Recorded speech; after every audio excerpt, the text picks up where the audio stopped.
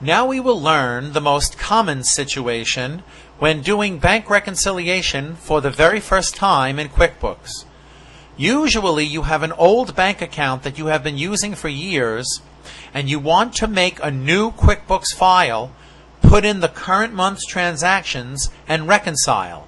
Well, how do you do that if the bank account has already been used for many months, but the QuickBooks file only reflects the current month?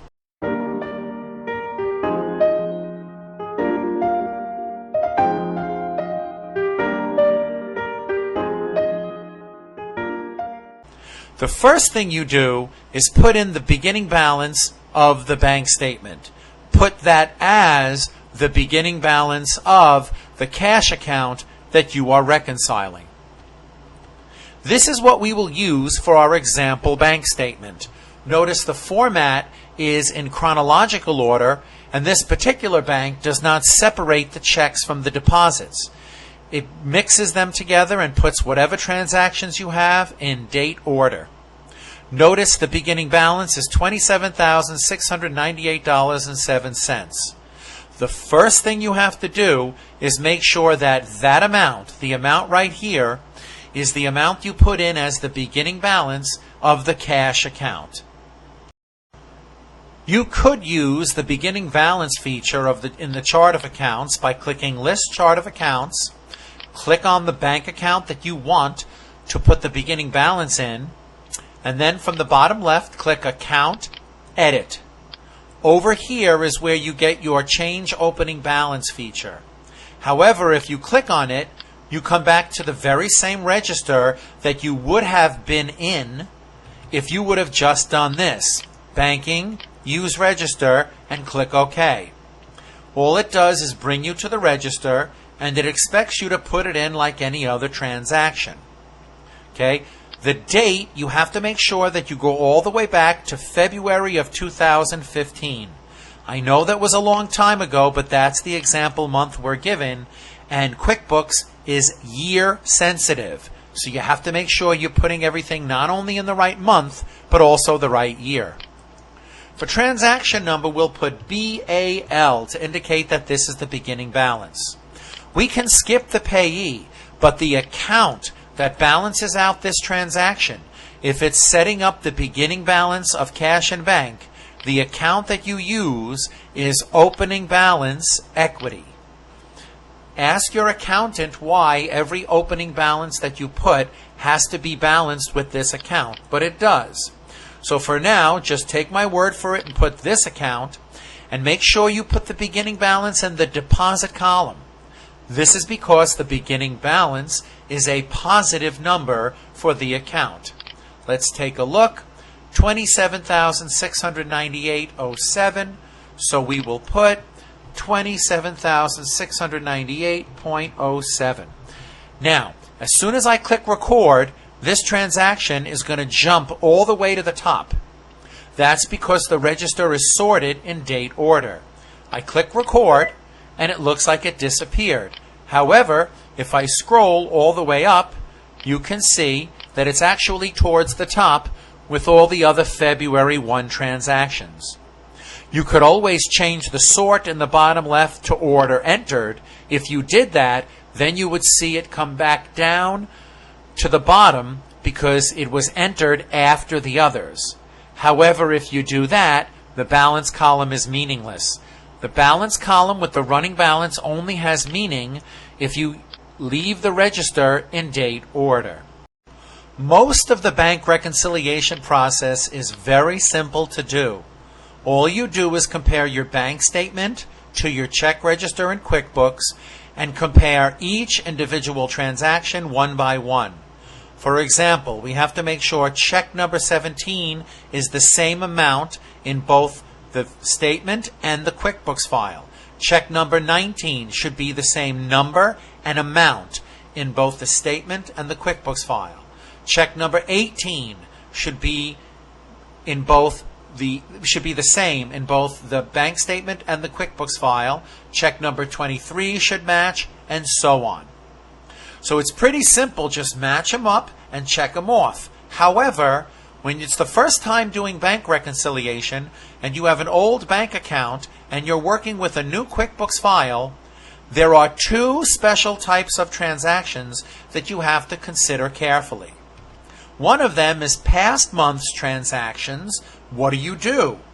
Another one is uncleared transactions that you put in this month. Both of these two types of transactions are transactions that will not immediately match each other when you compare your bank statement to your QuickBooks file. First, let's talk about the first type of transaction. What about transactions from several months ago that cleared on your first bank statement? They're not going to be in your current QuickBooks register because you just started to use QuickBooks this month. For example, check number 6 and check number 15 obviously were not written this month because all the other numbers are in the high teens and low 20s. Well, before reconciling, record every transaction on this month's bank statement into QuickBooks. So if this were a real situation, you would not even open the bank reconciliation window. You would not even begin the process until you recorded check number 6 and check number 15 that were on the statement that's not in the QuickBooks. First, make sure they are legitimate. You would have to go back to the actual copy of the check to make sure that check number 6 and check number 15 is on the statement correctly according to what the bank is telling you. Enter them on the date that they actually happened, not the date that they cleared. That's the proper way to do it in QuickBooks. So check number 6 and check number 15 were entered sometime during January. So when you record them, you will look at the actual copy of the check and record them on the date that you wrote them. What about the other type of transaction that won't immediately match? Uncleared transactions. Those are transactions that we recorded in QuickBooks this month that the bank did not have an opportunity to find out about or clear. For example, these transactions usually come at the end of the month. So February 26th might, for example, be the cutoff date of the bank statement, in which case, what do about the 3 transactions that you recorded at the end of February that are not listed on the bank statement because they're too late for the bank to find out about it and clear them? The rule is ignore them.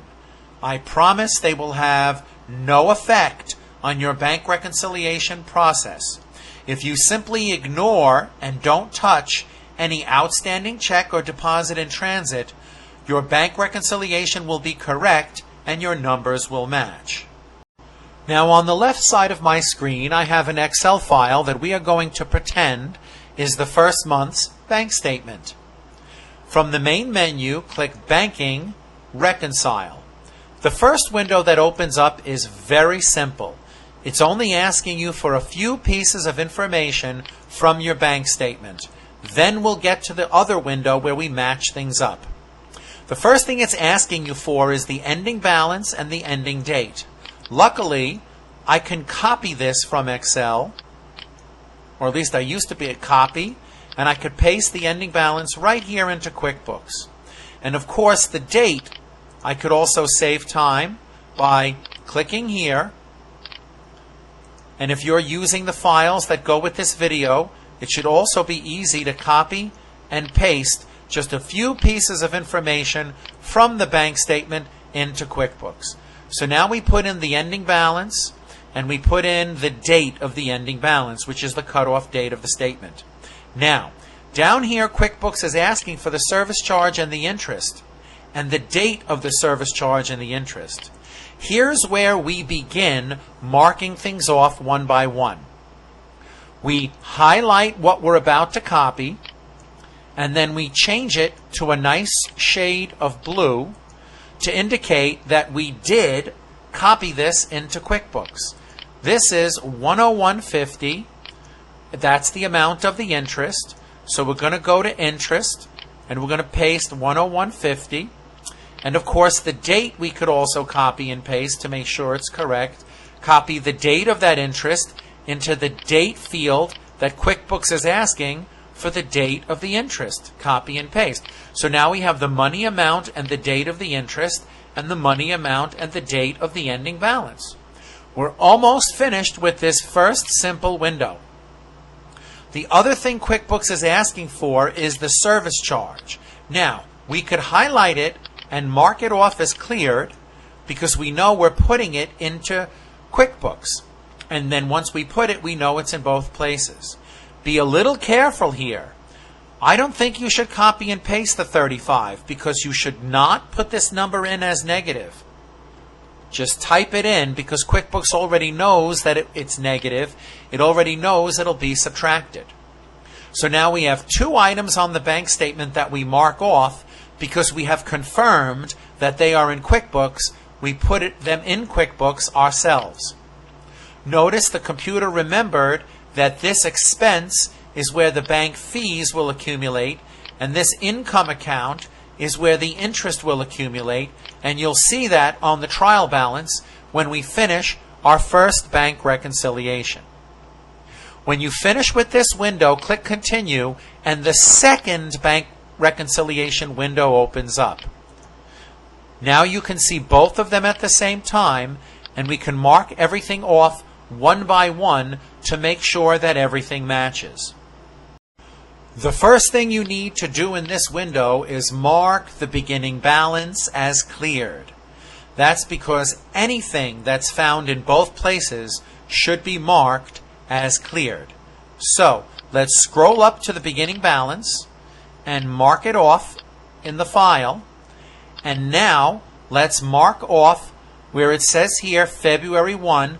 QuickBooks considers it a funds transfer, but we know it's the beginning balance, and we click the check mark right here.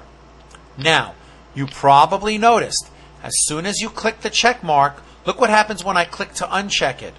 The numbers down here at the bottom change. Look what happens when I mark it off. It changes again. You should look closely in the bottom right of this reconciliation window, because the important numbers are down here.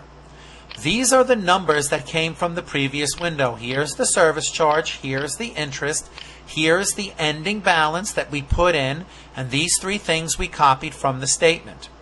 The cleared balance is the thing that has to match the ending balance when we're done.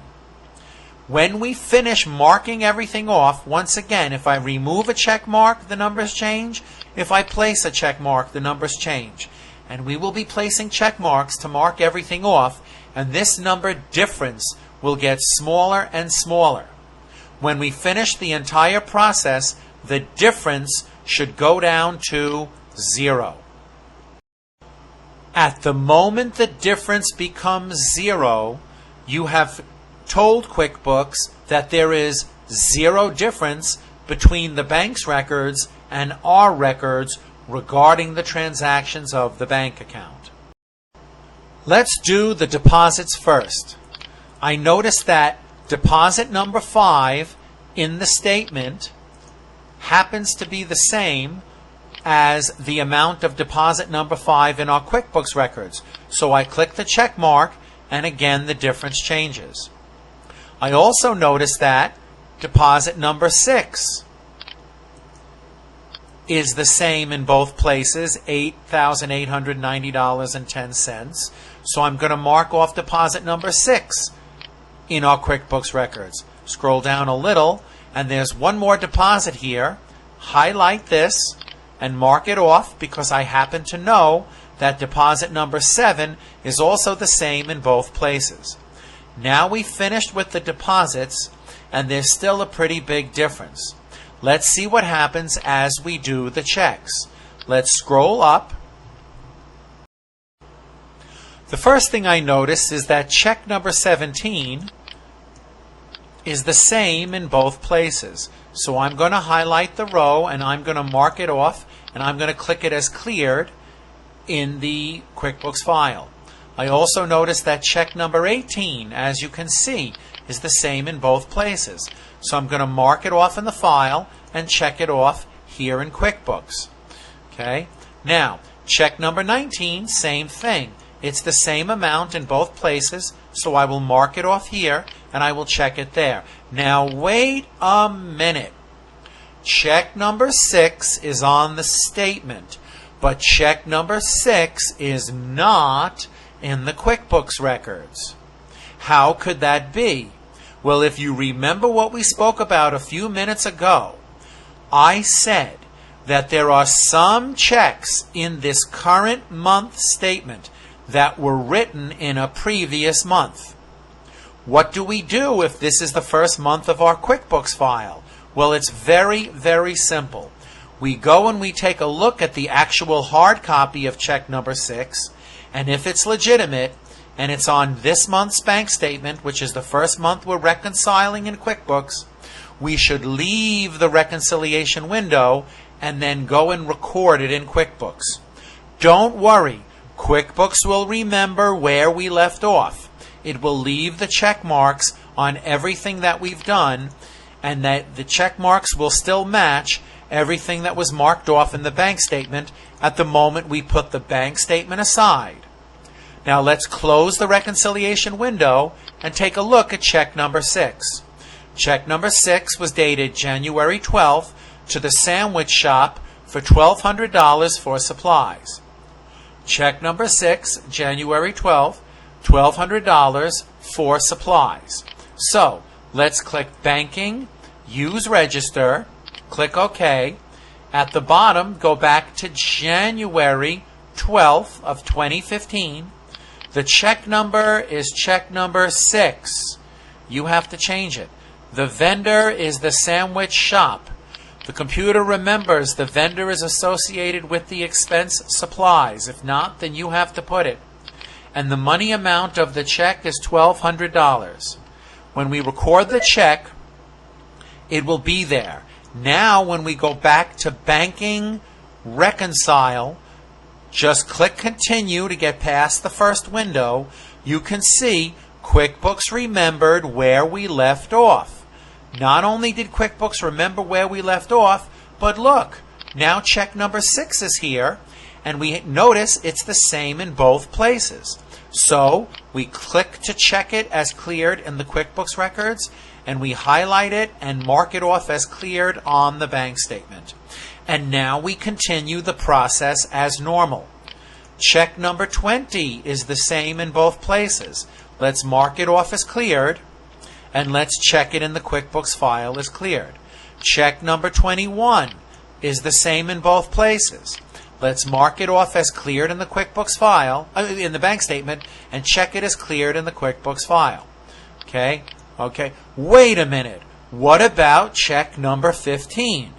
Check number 15 is on the statement, but check number 15 is not in the QuickBooks file. What would we do?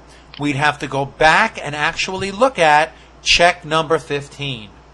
We noticed that check number 15 was one of the checks that was written during January that cleared the February statement. And because February is our first month using QuickBooks, it's not in the QuickBooks file. So what do we need to do? We need to record it into the QuickBooks file and then go back and mark it as cleared. Let's minimize the statement, close the reconciliation window. Don't worry, QuickBooks will remember where you left off. Let's open the register, Banking, Use Register, click OK. And now the date on that check is January 28th, $155 for Con Edison. So we'll put January of 2015. Remember, you have to go back to 2015 if you want to use this file. January 28, check number 15. The payee was Con Edison, and QuickBooks remembers it's for electricity, and this was a check for $155. Let's just look at the actual copy to confirm. Then we click Record. Now, when we go back to Banking, Reconcile, we can see that QuickBooks recorded this here, and now we can mark it as cleared. So let's highlight it in the bank statement, make it a nice blue, and let's click the check mark in QuickBooks because now it matches. I happen to know check number 22 and 23 are the same in both places, so I'm going to mark them off here, and I'm going to click the check mark here. Now we're getting very close to the end, and the difference is getting closer and closer to 0. It's only a few seconds left. Check number 24 is the same in both places. I'm going to mark it off here, and I'm going to check it here. Check number 25 is the same in both places. I'm going to mark it off in the bank statement and check it in the QuickBooks file. Now, there's very little left on the bank statement. And here's the most important point. At the moment you mark off the last item on the bank statement, that's the moment the difference should be 0. Again, the moment you mark off the last one here in the bank statement. So look, when I mark off the second to last one for check 26, and then I click the check mark here, actually for 25 and 26, notice there's only $904 in difference left. And when I go back to the bank statement, that's the amount of the one remaining item that has not been crossed off the entire bank statement. So here's the crucial moment. At the moment I highlight and mark off the very last item on the bank statement, when I click the check mark in QuickBooks, that's the moment the difference should become 0. Now I know you might say, wait a minute, QuickBooks has 2 additional checks that you didn't mark off. That's correct. That's because these 2 checks were written at the end of February and they did not clear the bank. That's why they have no effect on the reconciliation process. So at the minute the difference becomes 0, every item is marked off the bank statement, but in your QuickBooks you will still have remaining outstanding checks or deposits in transit. Let's close the bank statement and click Reconcile Now. When you do that, you get reports that you can print out and staple to the bank statement. You can print a summary, a detail, or both. When we click Display, you can click OK, and you can see this summarizes the most important numbers that were relevant to this current bank reconciliation, and this provides the detail. And you can browse these reports and consider why QuickBooks decided to put on them what QuickBooks does, and in a real situation you would print them and staple them to the February bank statement. In closing, let me again stress that the bank balance should not be equal to the balance in QuickBooks when you finish. When you finish, the bank balance should be equal to the cleared balance. And again, the cleared balance is the balance of only the cleared transactions. Once you mark off only the transactions that have cleared, the difference should be equal to 0. I hope that showing you this visually will also help. When you match all of your register transactions to the bank statement, everything should be the same, and if something's in the bank statement that you did not include, you just record it into QuickBooks. However, once you get past the closing date, any transaction that comes after that is an uncleared transaction and not part of the cleared balance.